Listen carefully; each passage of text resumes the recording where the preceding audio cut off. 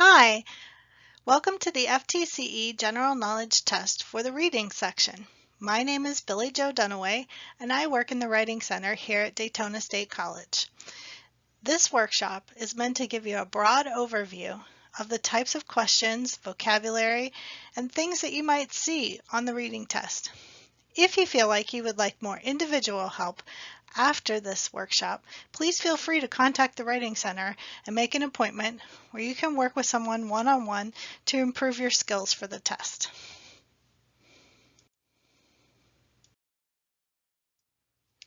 The reading section of the test lasts 55 minutes, and on the test there are 40 multiple choice questions. There are 4 or 5 passages for the test, which each one has between 8 and 12 questions about it. A passing score on this test would be about 75%. So if you're taking the practice test that you can take to practice for the test, you want to be scoring slightly above a 70%.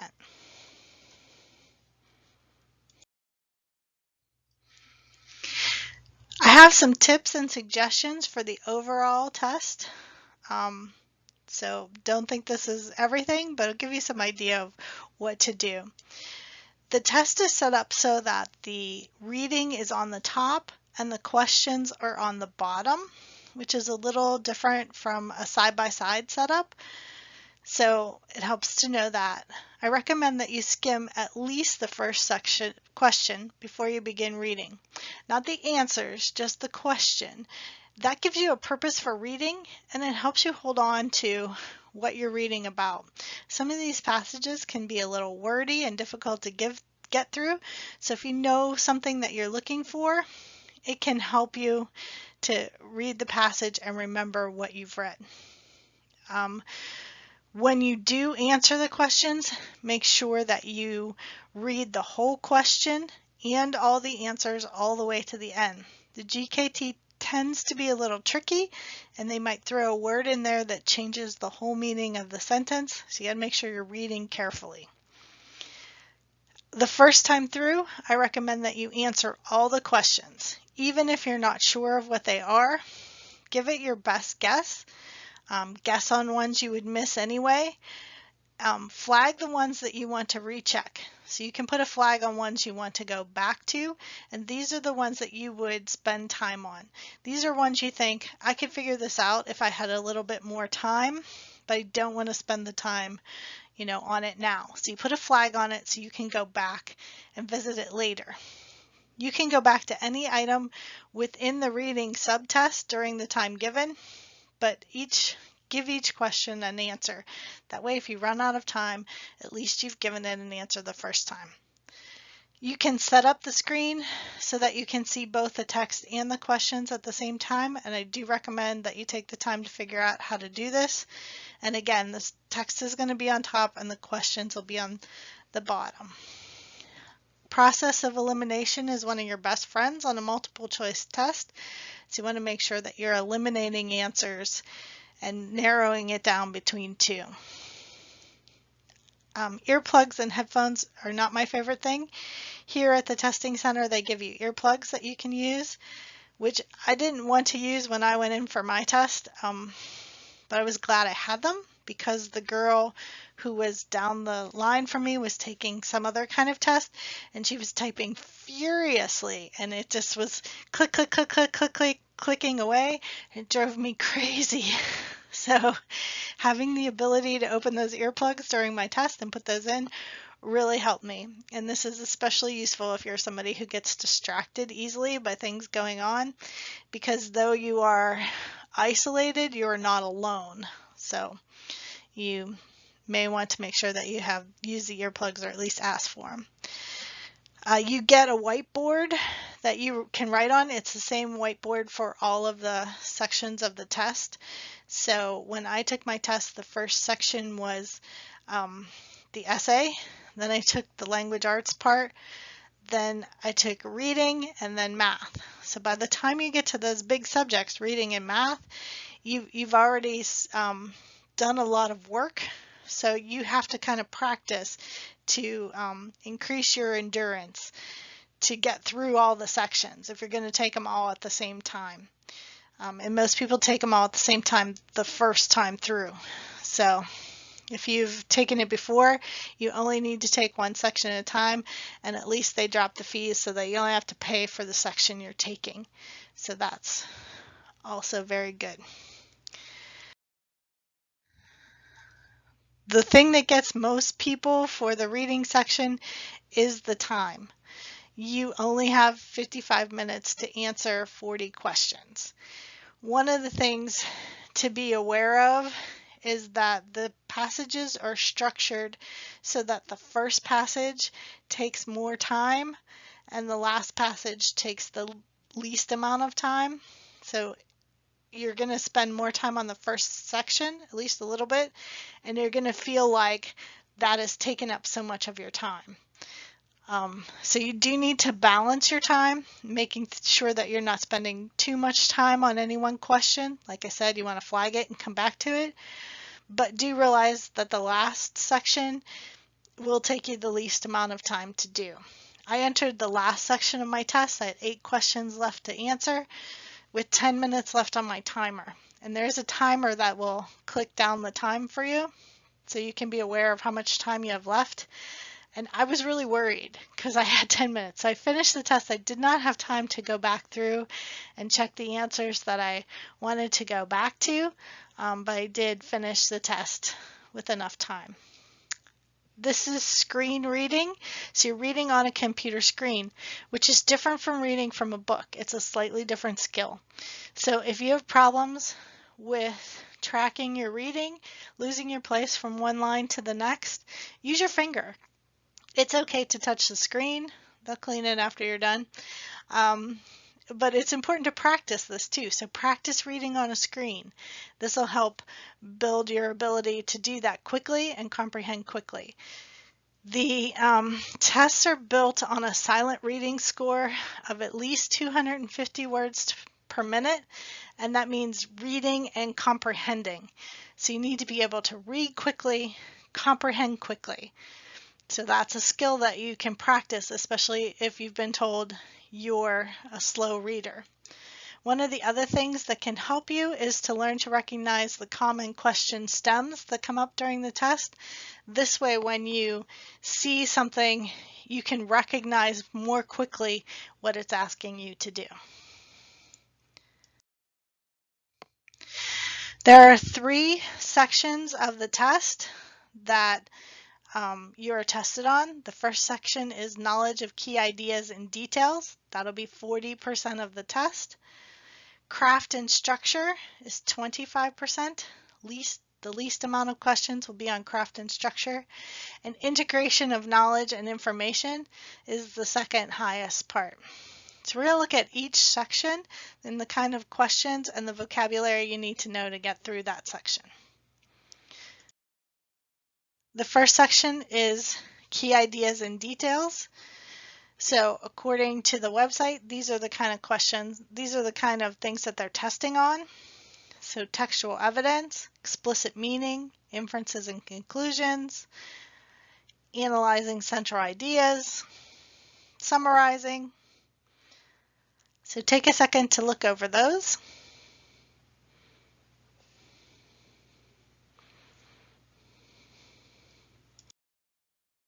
So I don't know about you, but that doesn't mean a whole lot to me. So I want to look at the question stems. These are the kind of questions that you will see on the test. So it may ask you directly, what is the main idea or the central idea of the passage? What is the author's purpose?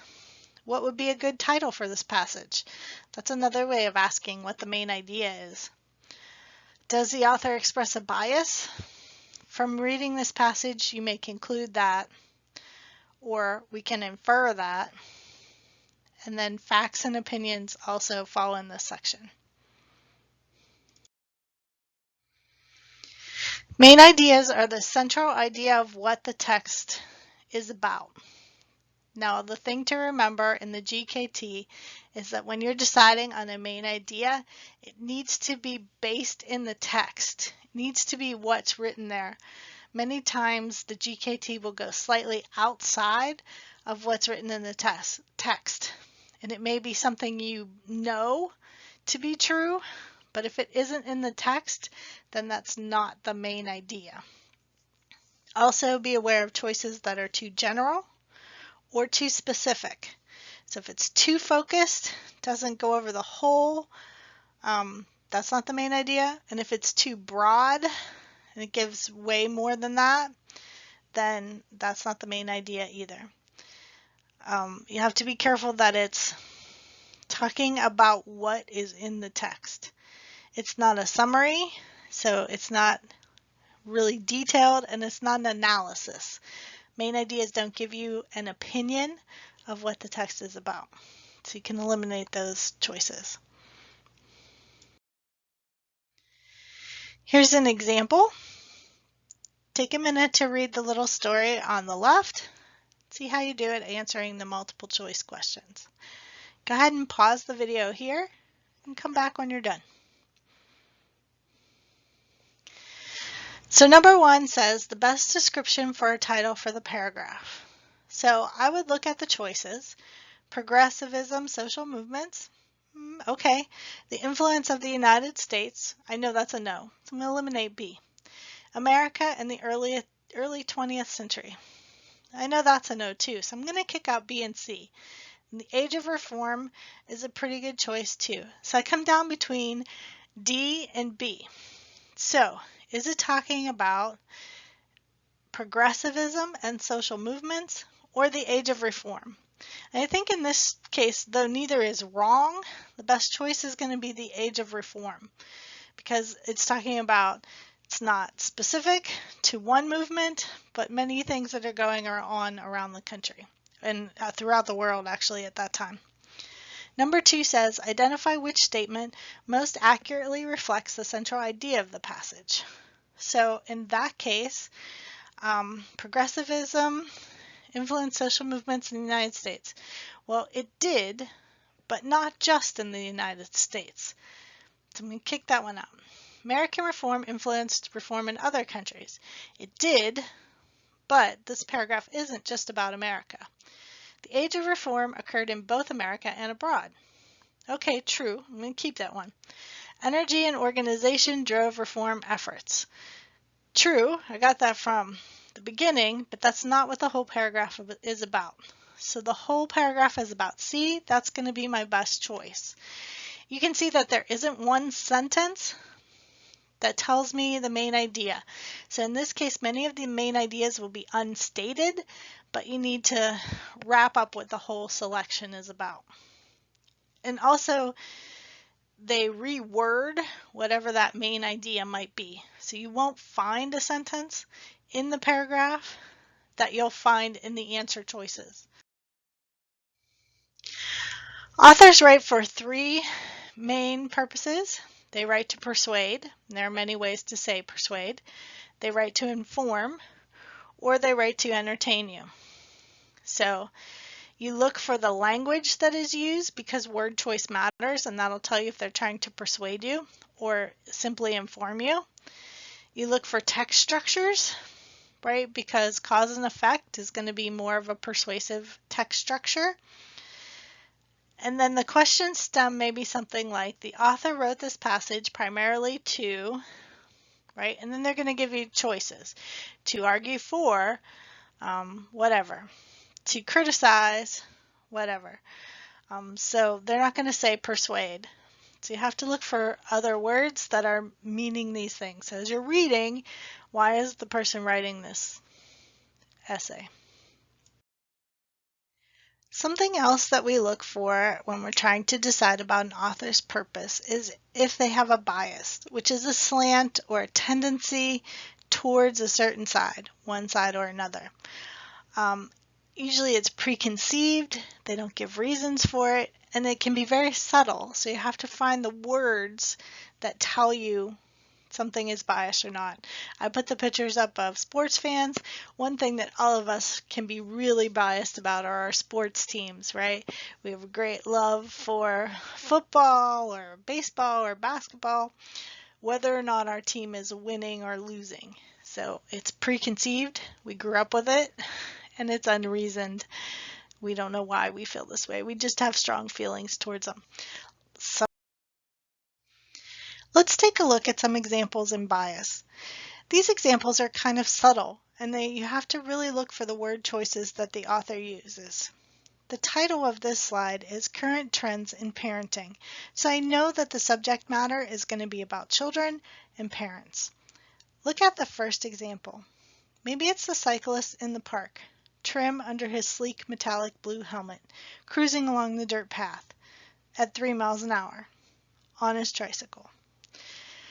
So from this I can infer that the author has a positive feeling towards our little cyclist here. He says trim under his sleek, metallic, blue helmet. These are positive terms and give you positive images of a cyclist at the park. And the twist is where he talks about how it's slow because the kid is on his tricycle. But you can tell that that's an upbeat, kind of lighthearted look at a cyclist in the park. Or perhaps it's today's playground. All rubber cushioned surface where kids used to skin their knees. And wait a minute, those aren't little kids playing. Their mommies, and especially their daddies, are in there with them. Co-playing or play-by-play coaching. Few take it half easy on the perimeter benches, as parents used to do, letting kids figure things out for themselves. So in this case, we have somebody who's expressing a difference between the past and the future. And you have to see if they have a feeling positively about that or negatively about that. He talks about an all rubber cushioned surface where kids used to skin their knees. Now, I never used to like to skin my knees, but I think he's looking back at that in a nostalgic kind of way, like that was a good thing. He also says later, few take it half easy on the perimeter benches as parents used to. Sort of saying that was better. They let kids figure things out for themselves. So though the slants are subtle in this one, he is tending more towards things were better in the past when we used to let kids play and figure things out.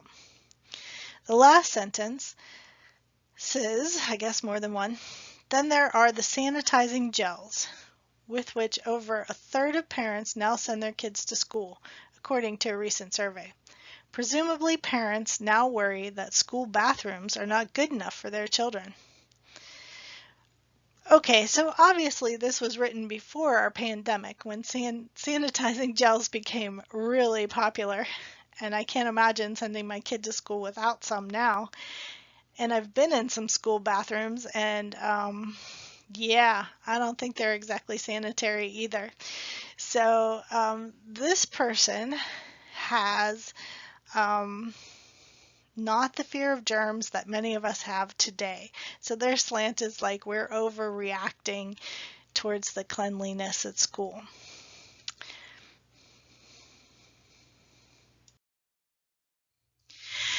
Take a minute to read this paragraph, which I found in a textbook for world history.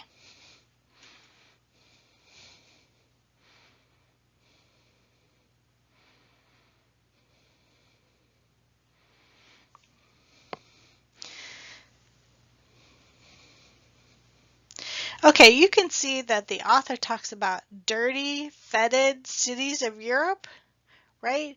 And the Aztec cities were planned, clean, and orderly. So you can see that there's kind of a bias against the Europeans, right? Unlike the Spanish, Aztecs bathed daily. Okay, well that fits in with our idea of cleanliness today, bathing daily. So the Spanish come off here looking like they're dirty, right? So there is an unwritten bias that is like an unstated bias that is here, even though this is something that is presented like fact, but it does have a slant to it. So even your textbooks can have a slant to the way they're written. Is something a fact or opinion? I was really surprised when I took the test that fact and opinions were harder to distinguish than I thought. So a fact is something that can be proven by a reliable authority. So I could look it up. What about observations? Some flowers are larger than others. The shirt is green. We can argue all day about what I see as green, but for the test purposes, you go with observations are facts because they can be proven by your senses. So I can look and see that a sunflower is bigger than a daisy. Okay, so some flowers are larger than others. Yes, that's a fact. I can look and see that his shirt is green. One type of opinion is a hypothesis statement. A hypothesis is when you make an assumption to attempt to explain an observation. If you've been in any of our science classes, you know how to write a hypothesis statement. You can prove hypotheses through observation, but you can't make a blanket statement about it without it being an opinion. For example, if I said some flowers were larger than others because they are in more fertile soil, this hypothesis would have to be further investigated and scientifically proven to be considered a fact. If you think about the difference between sunflowers and daisies, the difference between them isn't because they're in different types of soil. Another type of opinion is an assumption. An assumption states something that will happen in the future, so it is a prediction. We cannot prove predictions, so they are opinions. So for example, if you look at the first one, if we exclude voices of minorities from environmental policy making, we will continue to make the same mistakes as in the past. So again, I'm looking at the future. I can't say that that's true for sure. I might believe it, but that's my opinion. The war in Iraq will eventually cost the U.S. all of its allies. That is also a prediction. What's going to happen in the future? So that is somebody's opinion, is that it will cost us all of our allies. Also, that looking for those extreme words, all, best, things like that, help you identify opinions as well. The ongoing issue of businesses providing plastic straws to customers will destroy our oceans. I believe that, right? But that still makes it my opinion. So I can't prove that that will happen because it's happening in the future. Value statements are also things that sound like facts, but they are somebody's opinion. So education is important for everyone. Of course, I'm a teacher. I believe that, but that doesn't make it a fact. Education may not be important for someone. The use of animals in lab testing is cruel and must be stopped. So I believe that, but again, those are my values. Many companies use animals in lab testing to test their products and feel that it is very valuable to them. Elderly people should not experience unfair treatment because of their socioeconomic status. Absolutely, and you can see that that word because in there, that helps me identify that this is somebody's opinion. They're not proving that, they're just telling me that. So opinions are often stated as if they are facts, but you need to look to see what kind of information is somebody giving you. Does it have a slant to it? An opinion isn't wrong. As I said many times during that part, I believe those things, but I can't necessarily prove it. Beauty is also really relative. We could also all believe that Bridget is beautiful, but that's still our opinion. Even if it's a collective opinion, all of us believe that. Let's take some examples. Look at the first one. Last year, Pharmaceutical Insider magazine reported that Allergan faced a bumpy approval process. However, Allergan got approval in March and hit the shelves in early May. Fact or opinion? The first one is actually a fact, and it's kind of tricky. But here I said, Pharmaceutical Insider magazine reported what? This. So it is a fact that they reported that. I could look that part up. Bumpy approval process is somebody's opinion.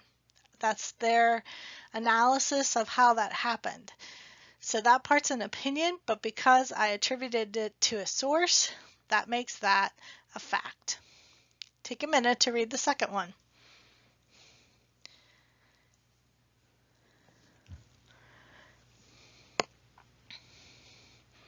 This one is also a fact, even though it has many of those words in it that you would typically identify as opinions. Lowest, most reported reactions. These are words that would signal opinion to you. But in this case, I can look up these things that are the lowest or the most prescribed, and I can find out that those are facts. Read the third one. This one is an opinion. You can see Allergon will struggle to find an audience. That's a future thing. That's a prediction. I don't know that that's true. So because that's a futuristic prediction, that's an opinion. Take a look at the last one.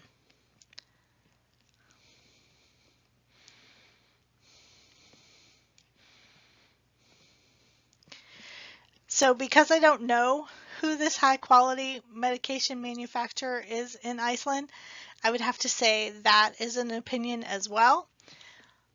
If I attributed this to somebody or something, like according to in the Pharmaceutical Insider magazine, then I could say that that's a fact. But I don't know who this medication manufacturer is. I don't have a way to look that up.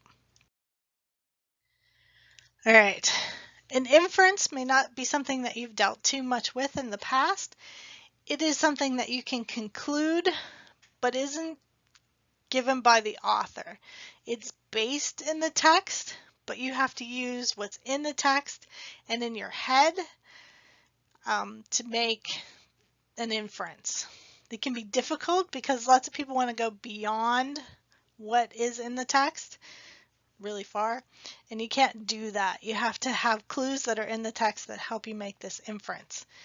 The answer for these will not be a detail, so you can eliminate any of those. Inferences are not in the text, so you will not be able to find it there and point to it. Conclusions are really similar. You have to use what's in the text to decide what will happen. So they're very similar skills.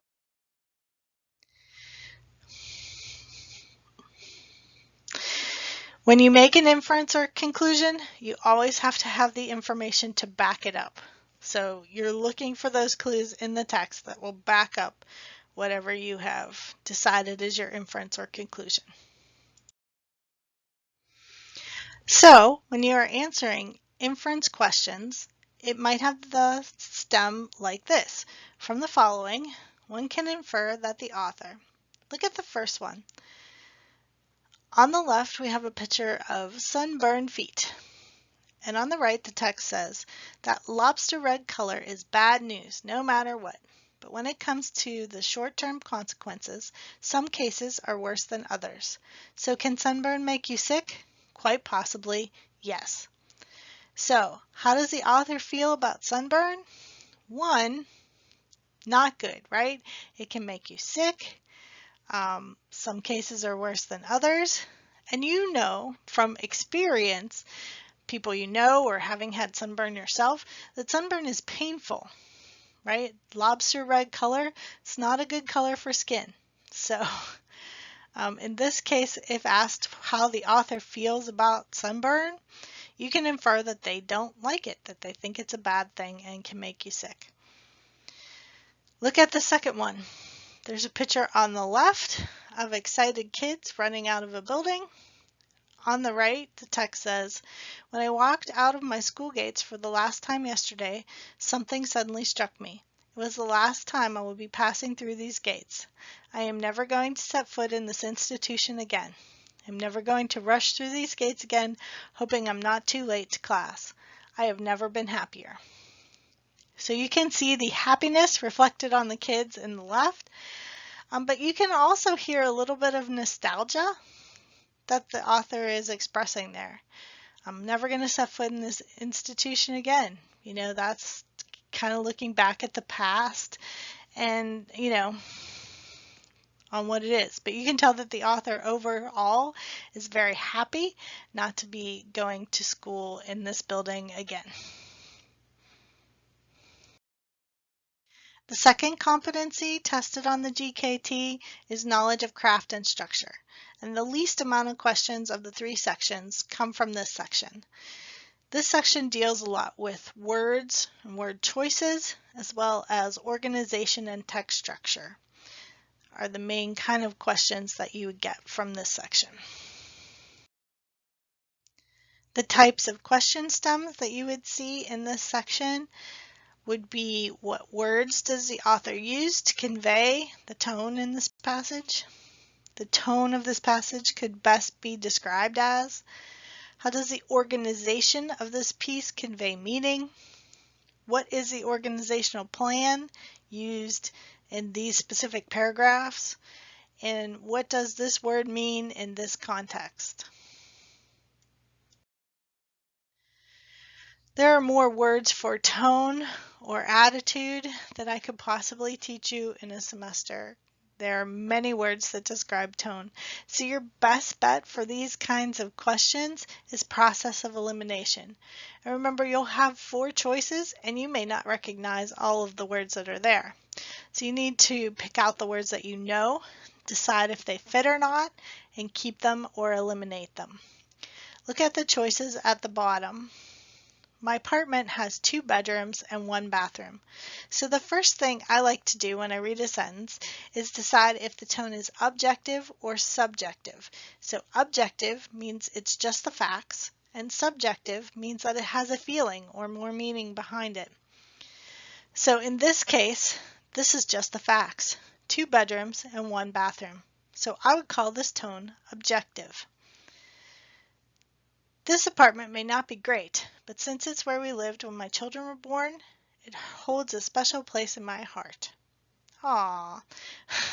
Okay, so that one has a slant, so it is subjective. And how would I describe it? Something along the lines of nostalgic or reminiscent would describe the tone of this sentence. This dump needs some serious repair work done to it before anyone else would consider it livable. Okay, so the author obviously has a slant and seems a little upset by what's going on. So outraged, he uses words like dump, serious repair work, so maybe some anger or resentment towards my landlord. Those are words I would use to describe the tone. The landlord wants me to leave this place in the same condition that I found it in. I don't know if I can find that many cockroaches before I leave. Okay, so the tone in this one is obviously sarcastic. They don't mean exactly what they say, and a little bit angry, maybe at the condition and quality of the place. When you're using vocabulary in context, they're using the question stem in this context, this word, most nearly means. And you will again have 4 answer choices where you don't always know what the word means and how close it is to the meaning. So what we recommend you do is go back and put the word in the sentence, see how it sounds, pick the one that sounds the best. But you need to look at the vocabulary words, eliminate the ones that you know are wrong, and then use the plug-in method to see which one fits the best. Many of them can be similar in meaning. You may have 2 words that have similar meanings, and you need to pick the one that is closest to what they mean in this context.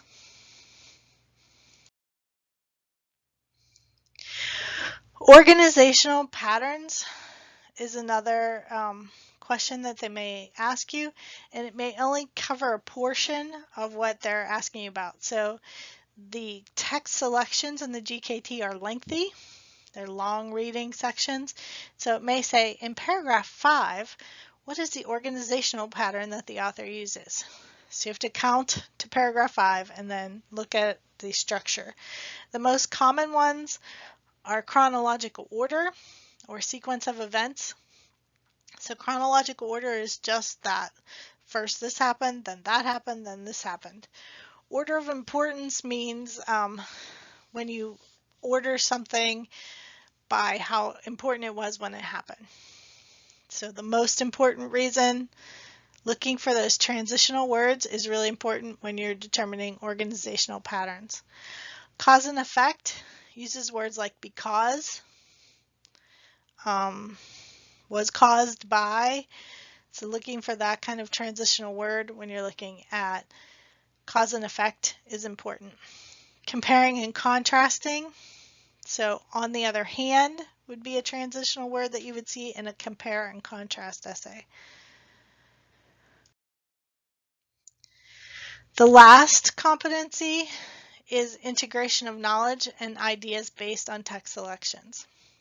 So diverse formats means a lot of times when they ask you about the picture, why is this picture included? What does this picture add to the text? Evaluating claims. Is there enough? Is it valid? Synthesizing a range of texts. So many times you'll, especially for the last selection, 2 texts that you're looking at. And that also goes for the last one where you're analyzing the differences of 2 texts. These are the common question stems that you would see with the third competency. The author's statement is valid or invalid because. Which of the following is an invalid argument? Because it reaches a conclusion not supported by the evidence or supported by. What does this photo illustrate about the text? What is the relationship between section 1 and section 2? Paragraph 1 and paragraph 2? Sentence 1 and sentence 2? So transitional words are really important to determine relationships. Main idea of passage 1 in relation to the main idea of passage 2. So again, we're looking at comparing, contrasting, analyzing 2 selections. A detail is not going to help you answer a relationship between sentences. Transitional words are really important to study to help you do that. Many of the things that are hard to determine are pictures that are included with the text. Many times they are directly related, but the questions they ask you are difficult to answer. So you really have to look at what's in the photo and what more that adds to your text selection. So I thought we'd look at a few photos and see what's going on. If you look at this photo on the left, you can see 2 women in the woods with a picnic basket, which you might assume would be, they're having lunch out in the woods. But if you look closely at what they're doing, that isn't food in their picnic basket. Doesn't look like food. And they are intently studying something on this moss-covered log here. So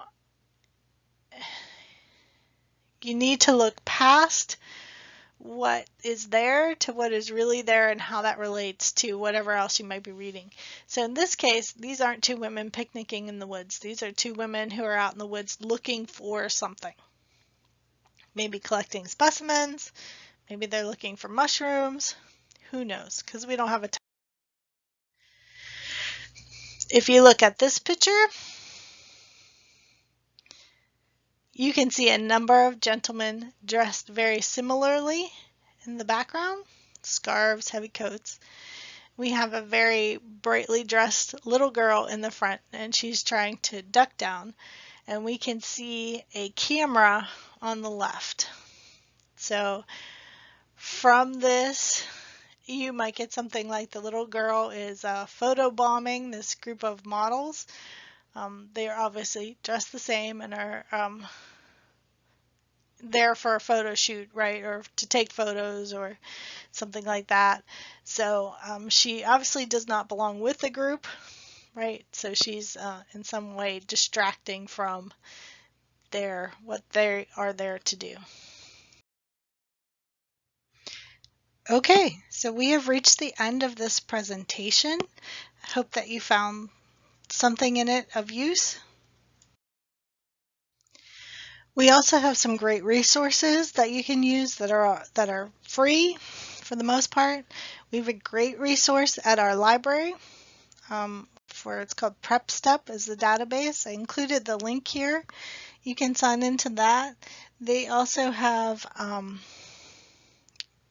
practice tests for each section of the GKT. There is a Pocket app out there. It advertises free questions. The free version only had 30 questions, and if you wanted to access the 600 other questions that they advertise, then you have to pay to access the app. There's another good website called crackact.com. These have good samples that are leveled at the right level, and they provide explanations for the answers that they give, which I think is really helpful. So the library and the Crack ACT, those are good resources that you can use. Of course, if you decide that you need more help, make an appointment at the Writing Center. We can always help you with reading or language or the essay portion of this test. Thank you for your time. Have a nice day.